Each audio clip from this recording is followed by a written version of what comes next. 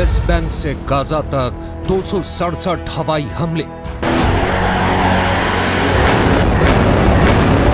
क्या हमास से लड़ते लड़ते इजरायली सेना और नेतन्याहू सरकार हाँफने लगी है? आखिर ऐसी क्या वजह है कि सीज फायर खत्म होते ही इजरायली सेना को वेस्ट बैंक से लेकर उत्तरी गाजा तक 267 हवाई हमले करने पड़े हैं? दावा तो यहाँ तक किया गया है कि उत्तरी गाजा, दक्षिणी गाजा और वेस्ट बैंक में इजरायली सेना उन इलाकों पर ताबड़तोड़ हमले कर रही है जिनकी पहचान 7 दिन के सीज फायर के दौरान की गई थी। कुछ दावों के मुताबिक इजराइल ने दूसरे चरण के युद्ध में शुरू के पहले 3 घंटे में 34 से ज्यादा फिलिस्तीनियों को मार डाला है, जिनमें बच्चे और महिलाएं भी शामिल हैं। इजराइल के भीषण हमलों के बीच एक सवाल फिर उठ रहा है कि क्या हमास ने सीज फायर की आड़ में इजराइल को बुरी तरह से फंसा दिया है?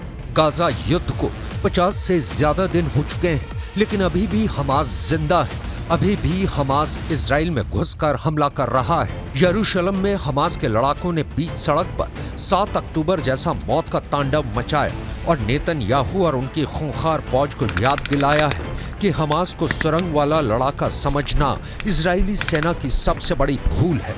हमास सिर्फ सुरंग से ही नहीं बल्कि सड़क से सीधे इजराइल में घुसकर हमला कर सकता है और हमास ने यही यरूशलेम में कर दिखाया है। हमास इजराइल को जंग में थका रहा है और यही उसकी युद्ध नीति है।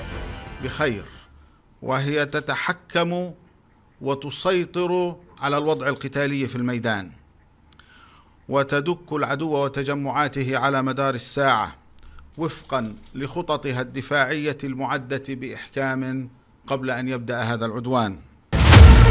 वेस्ट बैंक में खूनी गदर, 1500 एकड़ जमीन पर कब्जा।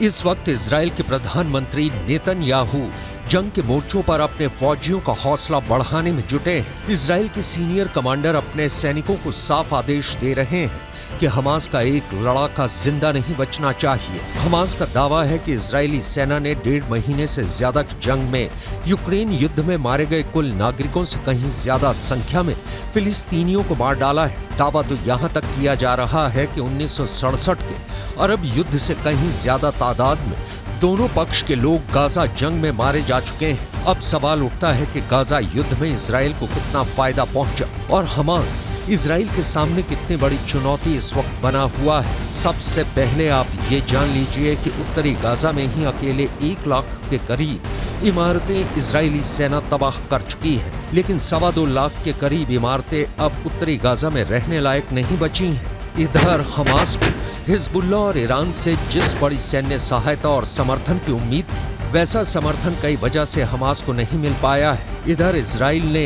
उत्तरी गाजा के साथ साथ वेस्ट बैंक में भीषण हमले करने शुरू कर दिए हैं। दावों के मुताबिक वेस्ट बैंक के बहुत बड़ी जमीन के टुकड़े पर इजरायली सेना कब्जा कर चुकी है। वेस्ट बैंक और पूर्वी यरूशलेम में इजराइल 220 से ज्यादा लोगों को मार चुका है, जबकि 2215 को गिरफ्तार किया है। वहीं 220 घरों को इजरायली सेना ने वेस्ट बैंक में ध्वस्त कर दिया है, जबकि 30 सालों से इजराइल के कब्जे में वेस्ट बैंक की 1500 एकड़ जमीन पर अभी भी कब्जा है। अगर हम पिछले 48 घंटों की बात करें तो इजरायली सेना ने वेस्ट बैंक से लेकर उत्तरी गाजा तक 267 हवाई हमले किए हैं। वेस्ट बैंक के जनिन शहर में इजरायली सेना की जबरदस्त कार्रवाई में दर्जनों फिलिस्तीनियों के मारे जाने की रिपोर्ट है। עד עכשיו אנחנו שחררנו 74 חטופים, מהם 50 ילדים ונשים שהיו במתווה המקורי. אנחנו מחויבים להשלים את המתווה הזה, להביא לשחרור כל חטופינו, נשים וילדים, בהמשך כולם, בלי יוצא מן הכלל. वेस्ट बैंक से गाजा तक 267 हवाई हमले। भले ही हमास इजरायली सेना को उत्तरी गाजा और वेस्ट बैंक और दक्षिणी गाजा में टक्कर देने की कोशिश कर रहा हो, लेकिन हमास के 70 से ज्यादा कमांडर मारे जाने से हमास का पूरा वॉर प्लान बर्बाद होकर रह गया। हमास को जरा भी उम्मीद नहीं थी। 50 दिन से ज्यादा की भीषण जंग में अब इजरायली सेना की 401वीं ब्रिगेड ने दक्षिणी गाजा में हमास पर पूरी ताकत से दोबारा हमला किया है। इजरायली सेना का दावा है कि उसने हमास की ग्रैड वैली को पूरी तरह से तबाह और बर्बाद कर दिया है। दावा किया जा रहा है कि हमास की ग्रैड वैली में मौजूद हमास के कमांडर, लड़ाके, रॉकेट डिपो और हथियारों से भरा अस्पताल इजरायली सेना ने तबाह और बर्बाद कर दिया है। इजराइल के इस हमले में हमास के 150 से ज्यादा लड़ाके और सीनियर कमांडर मारे गए हैं। יש בחוץ דיבורי הבל, כאילו אחרי ההפוגה להשבת חטופינו, אנחנו נפסיק את המלחמה. אז אני מבקש להבהיר, אנחנו במלחמה, ונמשיך במלחמה. 67% हारा हमास, फिलिस्तीनियों ने लगाई मोहर।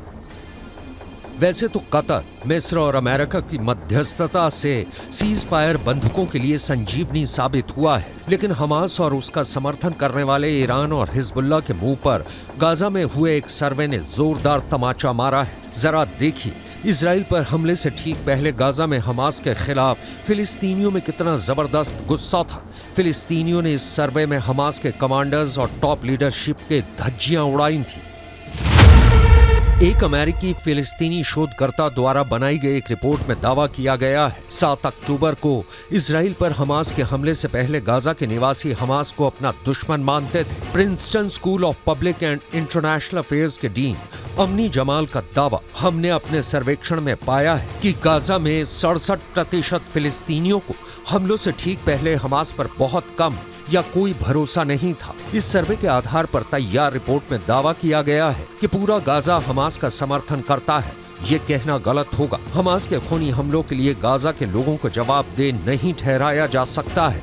दावा किया गया है कि कुछ अरब देशों के कहने पर अरब बैरोमीटर के जरिए इस सर्वे को किया गया है। हमास और गाजा के निवासियों पर किए गए इस सर्वे को सितंबर 2023 के अंत से 6 अक्टूबर 2023 तक गाजा में किया गया था, जहां 399 लोगों से राय ली गई थी, जबकि वेस्ट बैंक में 790 लोगों पर सर्वे किया गया था और इस सर्वे को जर्नल फॉरेन अफेयर्स में प्रकाशित किया गया था।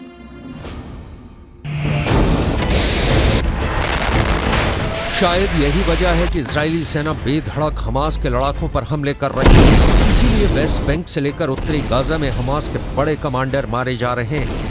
इजरायली सेना ने यह किया है कि उसने 10 घंटे की भीषण जंग में हमास के दर्जनों लड़ाके मारे हैं। आईडीएफ की मुख्य पैदल सेना इकाइयों में से एक नाहल ब्रिगेड के सैनिकों ने उत्तरी गाजा के पश्चिम में जबालिया पर भीषण हमला किया है। जबालिया में आउटपोस्ट 17 पर आईडीएफ ने हमास लड़ाकों को मारकर कब्जा कर लिया है। आईडीएफ ने खुलासा किया है कि हमास के लड़ाके जमीन के ऊपर भूमिगत मार्ग से हमले कर रहे हैं।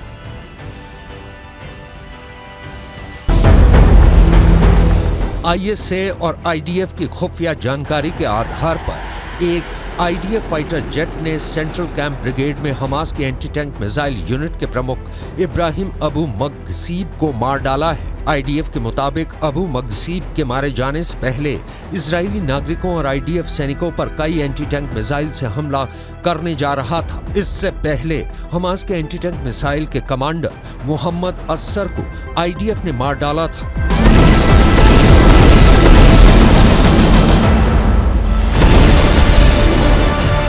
कुल मिलाकर इजराइल हमास के लड़ाकों को बुरी तरह से इसलिए भी मार रहा है ताकि आने वाले दिनों में गाजा और वेस्ट बैंक में हमास का पूरी तरह से सफाया किया जा सके। अब देखना होगा इजराइल अपने व्यापक हमले कितने बड़े पैमाने पर अगले 48 घंटे में करता है।